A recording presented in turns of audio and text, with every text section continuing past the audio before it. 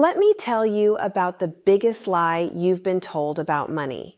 You've been told that the path to financial security is earning more, get promoted, switch to a better paying job, negotiate a higher salary, climb the corporate ladder, make more money, and your problems will disappear. That's the American dream, right? Work hard, earn more, live better, except it doesn't work that way for most people. And I can prove it to you with one simple observation. You know people who make twice what you make, maybe 3 times what you make, and they're still living paycheck to paycheck. They're still stressed about money. They're still one emergency away from financial disaster. How is that possible? How can someone making $200,000 a year be just as broke as someone making $60,000? The answer is lifestyle inflation, and it's the silent killer of wealth in America. It's the reason people work their entire lives, earn good money, get every raise they ever asked for, and still retire with almost nothing. It's the reason the wealth gap isn't primarily about how much you earn. It's about what you do with what you earn. And most people, the moment they start earning more, immediately start spending more. They upgrade everything, and they call it success. They're wrong. They're not becoming more successful. They're just running faster on the same treadmill. Their income goes up and their expenses go up proportionally, which means their actual financial position, their savings, their investments, their net worth barely moves. They're making more money and staying exactly as broke as they were before. They just have nicer stuff to show for their brokenness. I'm going to walk you through exactly how this works. I'm going to show you the 5 specific ways that earning more money makes you poorer. And yes, I said that correctly. Earning more money makes you poorer when you don't control lifestyle inflation, because the problem isn't the money coming in. The problem is what happens to your spending habits, your expectations, your lifestyle the moment that money arrives. And if you don't understand this, if you don't actively fight against it, you will work hard your entire life and have nothing to show for it except a pile of depreciating assets and a lifestyle you can't afford to maintain. But before we get into it, I need you to do something.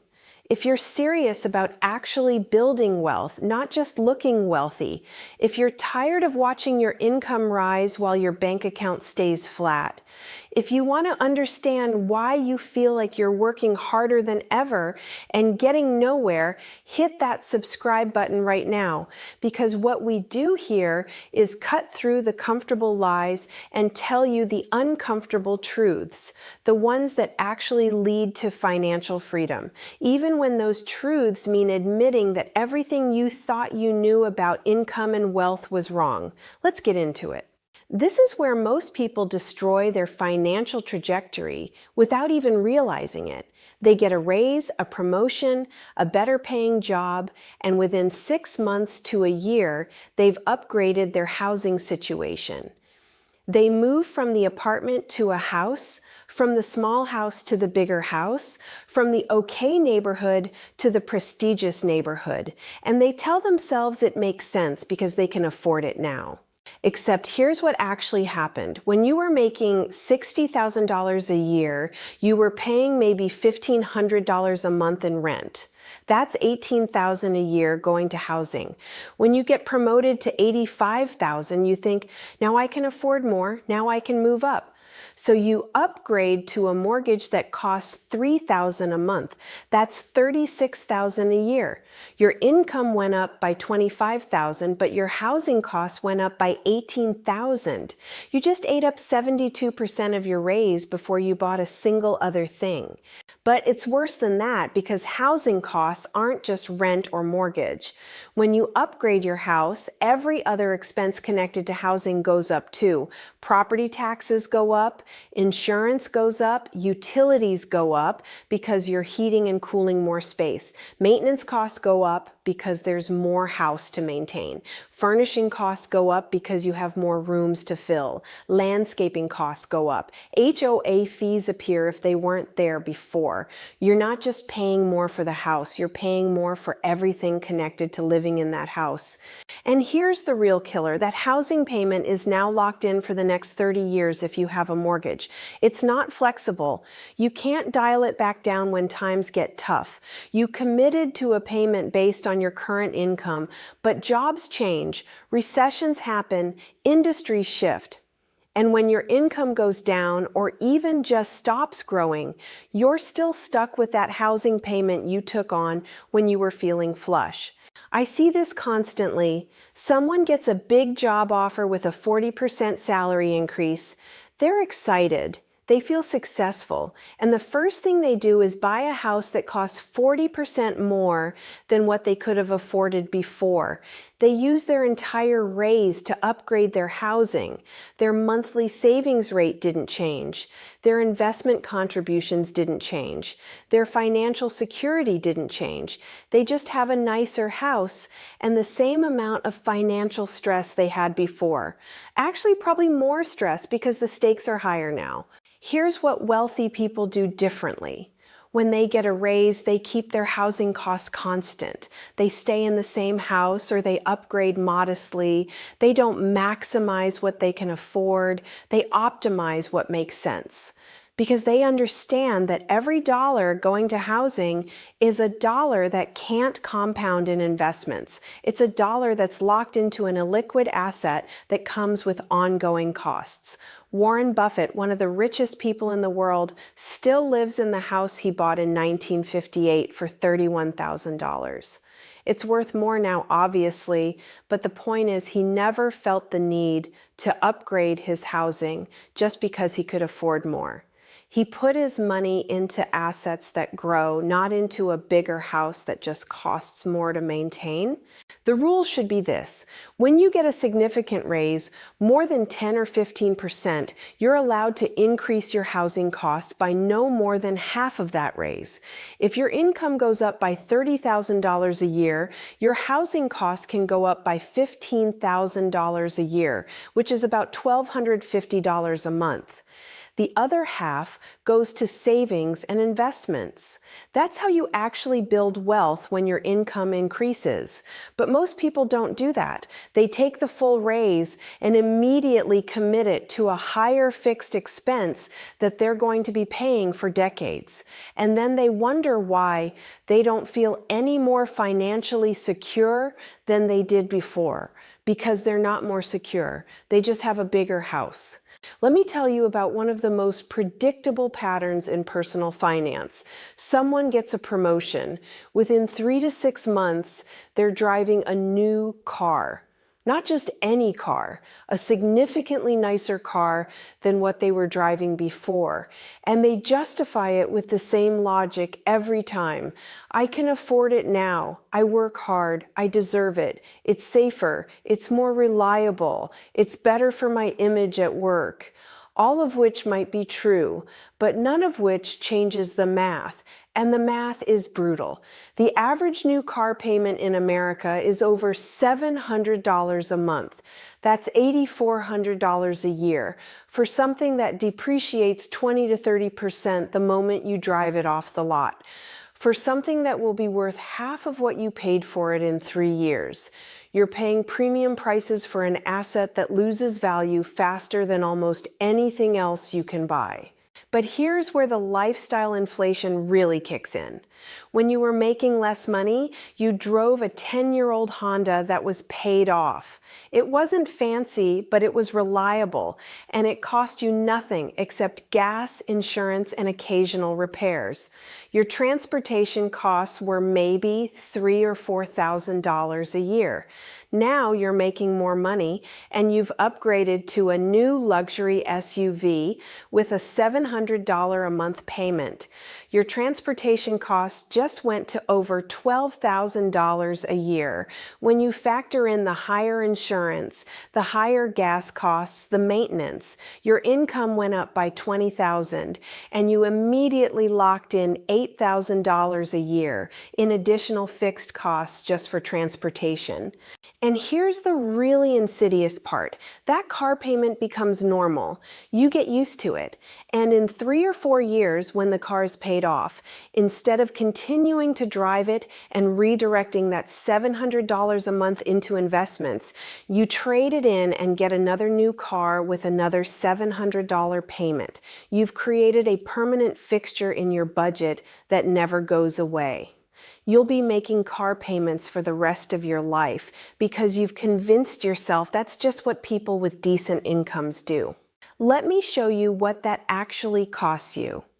$700 a month invested over 30 years at an 8% return becomes over $1 million. You're trading $1 million in retirement wealth for the privilege of always driving a car that's less than 4 years old. Think about that.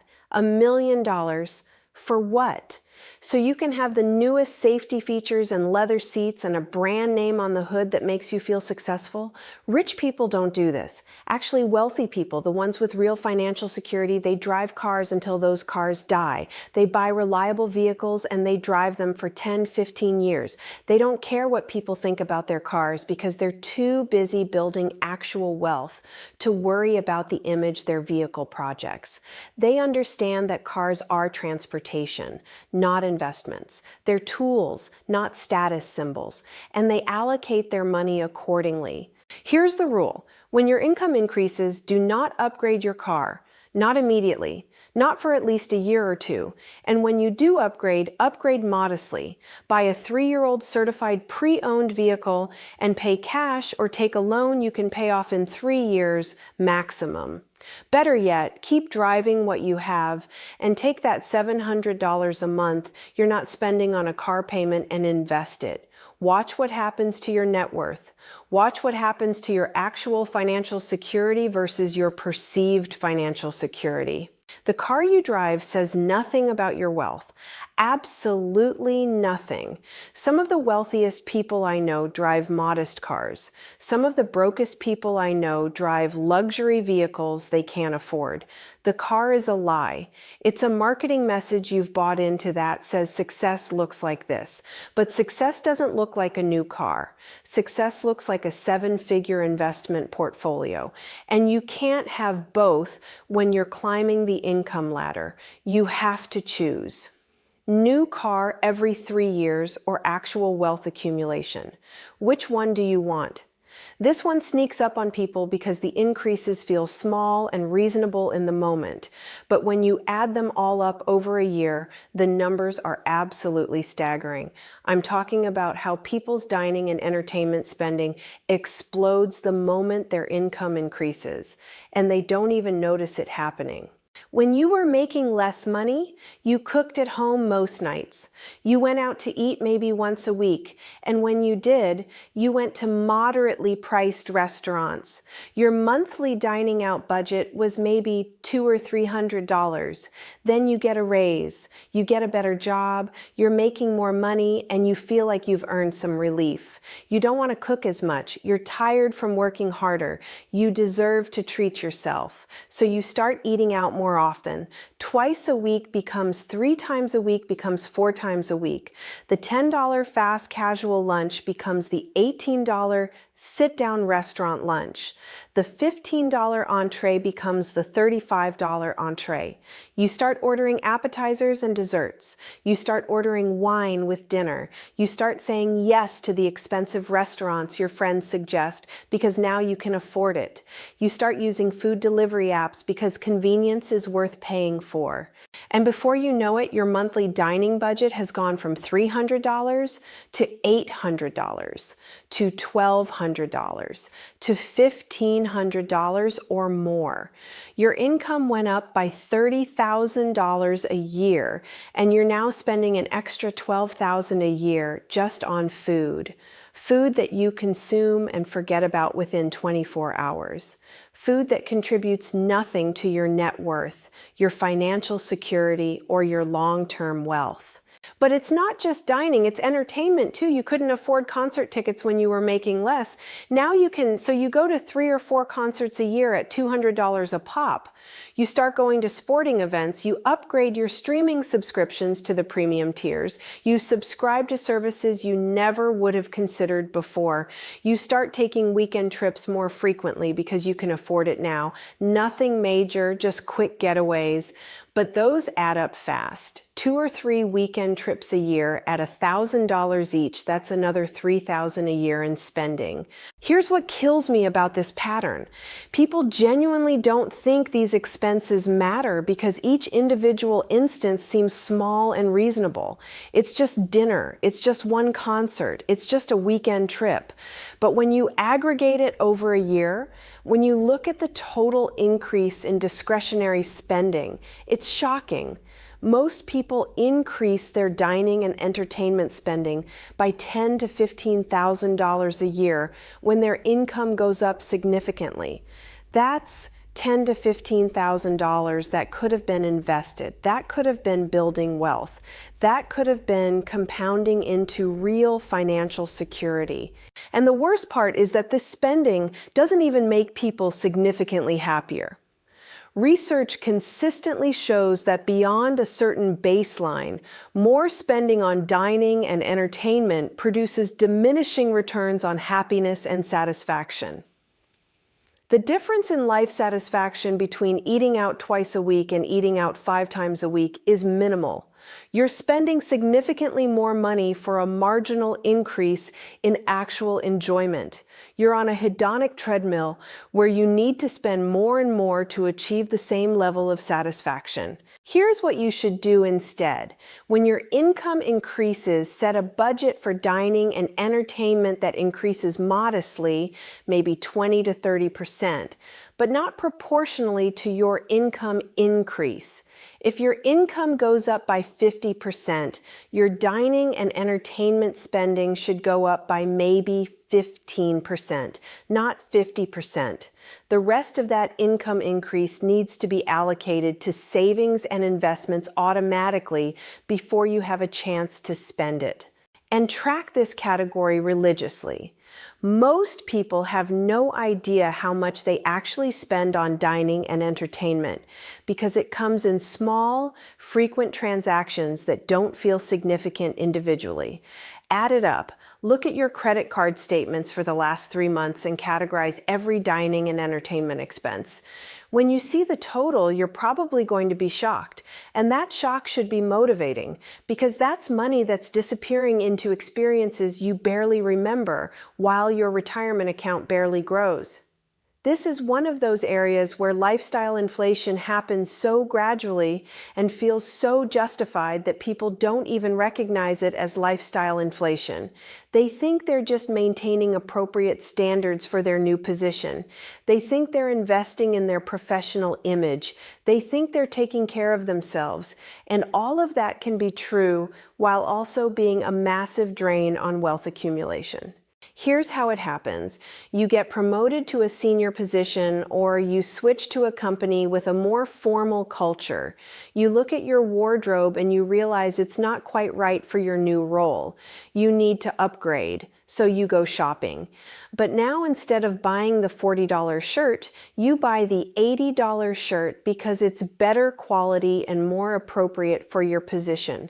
Instead of the $100 shoes, you buy the $250 shoes because they look more professional.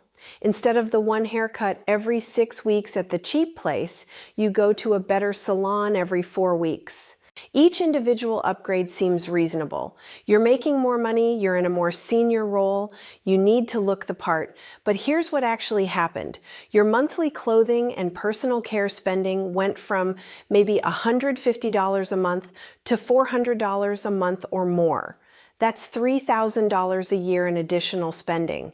And unlike your old wardrobe that you wore until things literally wore out, now you're replacing items more frequently because you're more aware of trends, more concerned about appearing current and professional. For women, this is often even more extreme. The expectations around professional appearance for women in corporate environments are more stringent and more expensive. Hair coloring, manicures, makeup, a larger variety of outfits because wearing the same thing twice in a week is supposedly noticeable in ways it isn't for men. I've talked to professional women who spend $500 to $1,000 a month on appearance-related expenses because they feel it's necessary for their career. That's $6,000 to $12,000 a year on looking professionally appropriate. And then there's the personal care expansion that comes with higher income. You couldn't afford the expensive gym with the nice amenities before, so you worked out at home or went to the budget gym. Now you can afford it, so you upgrade to the premium gym at $120 a month. You start getting massages regularly, you hire a personal trainer, you start using premium skincare products, you get your teeth whitened, you invest in wellness services you never considered before. All of it individually justifiable, all of it collectively adding up to thousands of dollars a year in increased spending.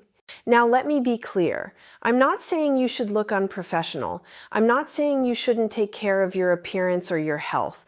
What I'm saying is that there's a huge range between looking professional and well-maintained and spending thousands of extra dollars a year on premium versions of everything related to appearance and personal care. And most people, when their income increases, immediately jump to the high end of that range without considering the cost. Here's the thing that wealthy people understand. Beyond a certain baseline of professional presentation, additional spending on appearance and personal care has minimal impact on your career trajectory or your life satisfaction.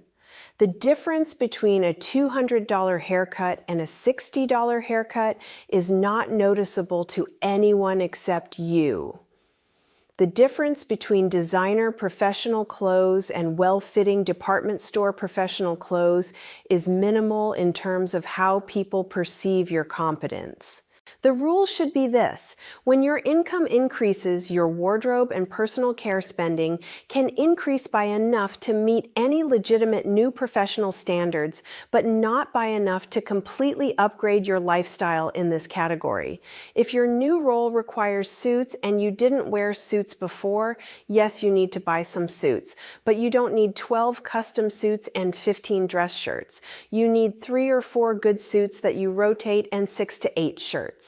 Buy quality items that last, but don't use your increased income as an excuse to turn your entire wardrobe and personal care routine into a luxury experience. And for God's sake, stop buying clothes and accessories you don't need. Your closet is probably already full of things you bought, wore once or twice, and forgot about. Every dollar you spend on another item you don't need is a dollar that's not compounding in your investment accounts. Is that new jacket worth $25,000? Because that's what a $500 jacket costs you in opportunity cost if you invest that money instead for 30 years at an 8% return. Every purchase is a trade-off. Make sure you're making that trade consciously. This is the most insidious form of lifestyle inflation because it happens in small monthly increments that feel completely insignificant in the moment. But over time, these small subscriptions and services compound into massive ongoing expenses that are incredibly difficult to eliminate once they become part of your lifestyle. I'm talking about how people add services and subscriptions the moment they start making more money, and those subscriptions never go away. When you were making less money, you did things yourself. You cleaned your own house. You mowed your own lawn. You did your own taxes with free software. You streamed on the basic plan. You didn't have premium subscriptions to everything. You made do with less convenience because convenience costs money, and you didn't have money to spare. Then your income increases, and suddenly all of these small conveniences become affordable. So you start adding them. You hire a house cleaner who comes twice a month. That's $120 a month. You hire a lawn service. That's $80 a month. You subscribe to the premium streaming services instead of the basic ones. You add subscriptions for meal kits, for premium apps, for cloud storage, for software you use occasionally, for services that make your life incrementally more convenient. Each one seems so small, $10 a month here, $20 a month there, but you add up 10 or 15 of these small subscriptions and services, and suddenly you have an extra $400 to $600 a month in recurring expenses. That's $5,000 to $7,000 a year. That's money that's leaving your account automatically every month, usually without you even noticing because it's on auto pay. And here's the really dangerous part. These subscriptions and services are incredibly sticky. Once you get used to having a house cleaner, going back to cleaning your own house feels like a massive step backward. Once you get used to the convenience of meal delivery, cooking from scratch feels like an enormous burden. You've adjusted your lifestyle around these services. You've come to see them as necessities rather than luxuries. And cutting them feels like deprivation, even though you lived perfectly fine without them when you were making less money. The subscription model is particularly insidious because companies have figured out that people are much more willing to commit to small monthly payments than they are to make large one-time purchases. $20 a month doesn't feel like much, but $20 a month is $240 a year. Get 10 of these subscriptions and you're spending $2,400 a year on things you probably barely use. I want you to do an exercise right now. Pull out your bank statements for the last 3 months. Go through every recurring charge, every subscription, every service, every automated payment. Add them all up and calculate your monthly total and your annual total. I guarantee you're going to be shocked by the number. Most people have no idea how much they're spending on subscriptions and services because each one is small enough to not register as significant. But collectively, they're eating up thousands of dollars a year. Now ask yourself this, if you lost your job tomorrow, which of these subscriptions and services would you actually miss? Which ones provide value proportional to their cost? Which ones are you keeping just because you haven't bothered to cancel them or because canceling feels like admitting you wasted money subscribing in the first place? I bet you could cut 30 to 50% of your subscriptions and services without any meaningful impact on your life satisfaction. That's hundreds of dollars a month you could be investing instead. Here's the rule. When your income increases, you're allowed to add some convenience and services to your life. But you need to be very selective and very intentional about it. Ask yourself, does this service save me time that I can use to earn more money or do something I genuinely value? Or is this service just making me slightly more comfortable? If it's the latter, you probably don't need it. And institute a subscription audit every 6 months. Go through every recurring charge. Cancel anything you're not actively using, or that's not providing clear value. This sounds tedious. Do it anyway, because those small monthly charges compound into enormous wealth destruction over time. A $500 a month subscription and service habit over 30 years costs you over $600,000 in lost investment returns. $600,000 for things you probably barely notice you're paying for. Let me bring all of this together for you because this is the core insight that changes everything if you actually internalize it. The problem is not your income. For most people reading this, you make enough money to build real wealth. Maybe not retire at 40 wealth, but comfortable retirement wealth. Financial security wealth. Never worry about money again wealth. The money coming in is probably sufficient. The problem is that your lifestyle is expanding at the same rate or faster than your income. You get a $20,000 raise and you immediately add $20,000 or more in annual expenses. new house payment, new car payment, more dining out, nicer clothes, more services and subscriptions. You've upgraded everything and your savings rate hasn't budged. You're still saving the same 5 or 10% you were saving before. Or worse, your savings rate has actually gone down because some of your lifestyle upgrades were financed with debt. This is why people who make $200,000 a year often have the same or less net worth as people who make $80,000 a year. It's not the income, it's the lifestyle.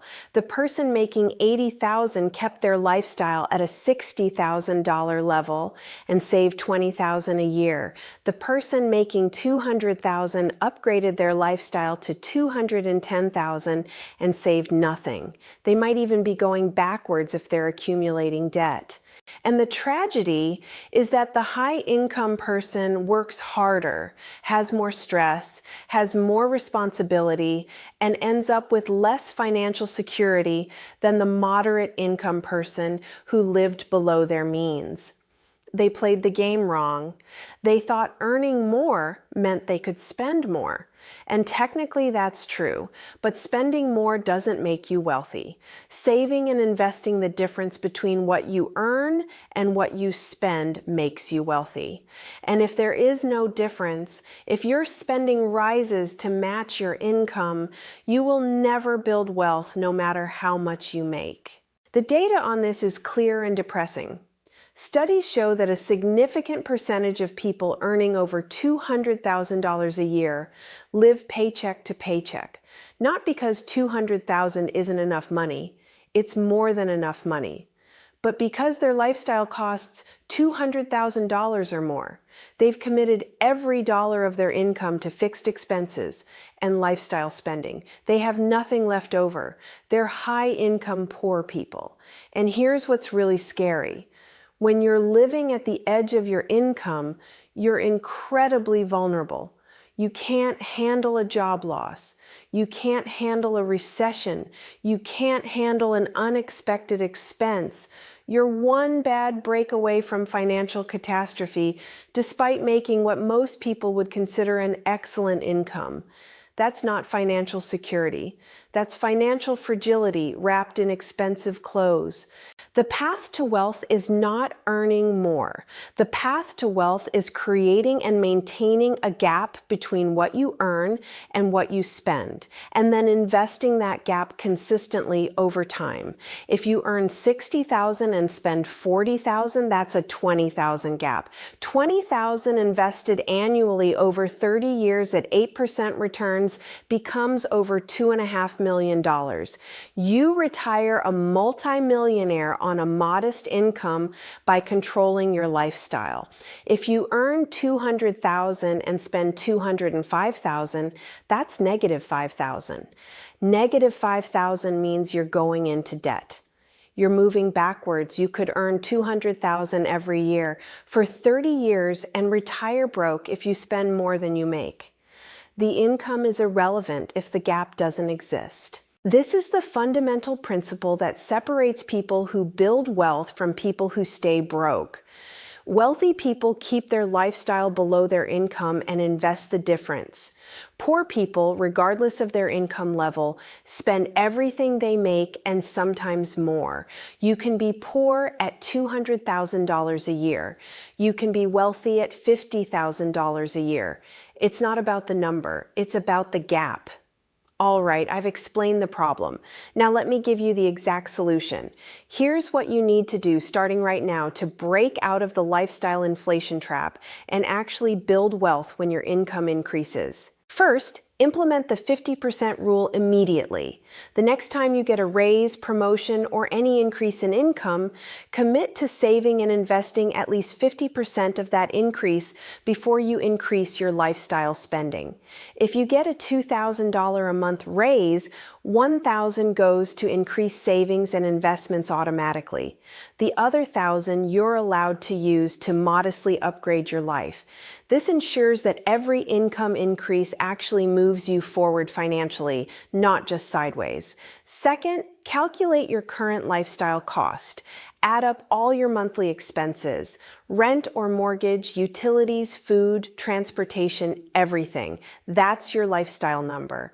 When your income increases, commit to keeping your lifestyle number constant for at least 1 year. Don't let it creep up. Prove to yourself that you can earn more without spending more. After a year, you can make modest, intentional upgrades, but not automatic ones. Third, automate your savings and investments before lifestyle inflation happens. The moment you get a raise, before that first new paycheck hits, increase your retirement contribution. Increase your automatic transfers to savings and investment accounts.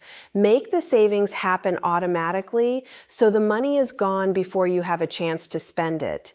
You can inflate your lifestyle with money you never see. Fourth, track your spending in detail for 3 months. Use an app, use a spreadsheet, use pen and paper, I don't care, but track every dollar. Categorize it. See where it's going. Most people have no idea where their money actually goes. They just know it's gone.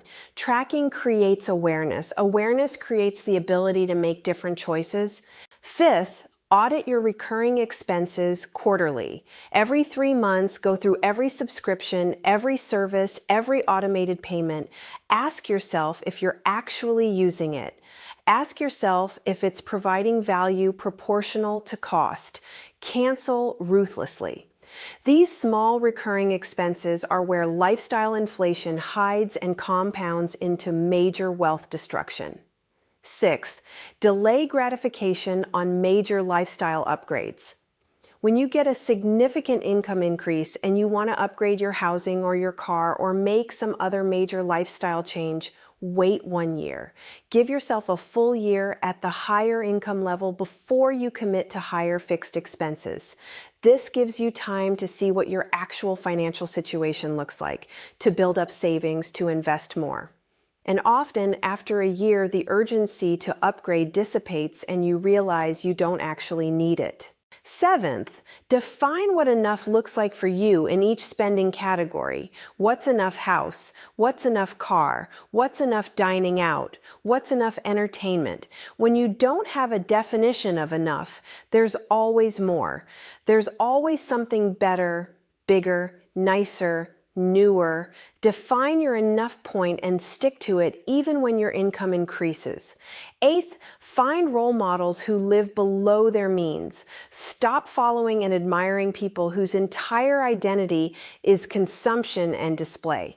Follow and learn from people who are building real wealth, who talk about investing, who celebrate financial independence rather than luxury goods. Change your reference point for what success looks like from consumption to net worth. Ninth, run the opportunity cost calculation before major purchases. Before you commit to a new housing payment or car payment or major lifestyle upgrade, calculate what that money would become if invested instead over 20 or 30 years. Really internalize that you're choosing between this lifestyle upgrade now and hundreds of thousands or millions of dollars later. Make sure you're making that trade consciously and that it's worth it to you. 10th, build an anti-lifestyle inflation fund. Every time you get a raise or bonus, put a significant portion of it into a separate investment account that you label as your anti-lifestyle inflation fund. This is money that exists specifically because you didn't inflate your lifestyle. Watch it grow. Watch it compound. Let it be a tangible reminder that keeping your lifestyle stable as your income grows is the actual path to wealth. Here's the uncomfortable truth that most people spend their entire lives avoiding. Your income has very little to do with your wealth. There is almost no correlation between how much someone earns and how much wealth they accumulate. I know people who've earned millions of dollars cumulatively over their careers who have nothing. And I know people who've earned modest incomes their entire lives, who've built substantial net worth. The difference is never the income. The difference is always the gap between income and spending. The difference is always whether someone controlled lifestyle inflation or let it control them. The difference is always whether someone treated raises as opportunities to save and invest more or as permission to spend more. You're going to get raises in your career. Most people do. The question is not whether your income will increase. The question is whether you'll actually be wealthier when your income increases, or whether you'll just have a more expensive lifestyle and the same level of financial insecurity you have now. Every raise is a test. It's testing whether you understand how wealth actually works, whether you have the discipline to keep your lifestyle below your means, whether you're willing to delay gratification and invest in your future instead of upgrading your present. Most people fail this test repeatedly throughout their careers. They get the raise and they immediately upgrade everything, and then they're shocked when they reach retirement age and they haven't built any real wealth. Don't be most people. When you get a raise, treat it like a chance to widen the gap between what you earn and what you spend. Treat it like a chance to accelerate your wealth building. Treat it like what it actually is, an opportunity to buy more of your freedom, more of your time, more of your future security, not an opportunity to buy more stuff. The lifestyle you can afford and the lifestyle you should have are two different things. What you can afford is based on your income. What you should have is based on your goals. If your goal is to look successful, then go ahead and spend everything you earn. Upgrade constantly. Keep up with everyone around you. You'll look great right up until the moment you're 65 years old and broke and can't afford to retire. If your goal is to be successful, actually successful with real financial security and freedom, then you need to keep your lifestyle well below what you can afford and invest the difference. That's the only path. There is no other path. You cannot spend your way to wealth. You can only save and invest your way to wealth. And saving and investing requires that you not inflate your lifestyle every time your income increases. If this message is landing, if you're seeing yourself in these patterns, if you're realizing that your raises have been making you poorer instead of richer, then I need you to take action immediately. Not tomorrow, not next week. Right now, while you're motivated and before you rationalize why your situation is different, first, hit that like button. Tell the algorithm that this message matters, that people need to understand the truth about income and lifestyle inflation. Second, leave a comment telling me which of these 5 income traps you've fallen into: the housing upgrade, the car payment treadmill, the dining explosion, the wardrobe upgrade, the subscription creep. Be honest. Acknowledging the pattern is the first step to breaking it. Third, subscribe to this channel and become a member.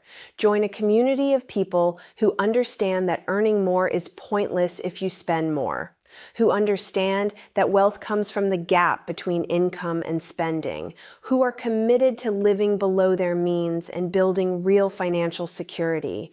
Your income is going to increase over your career. That's almost guaranteed if you work hard and develop skills.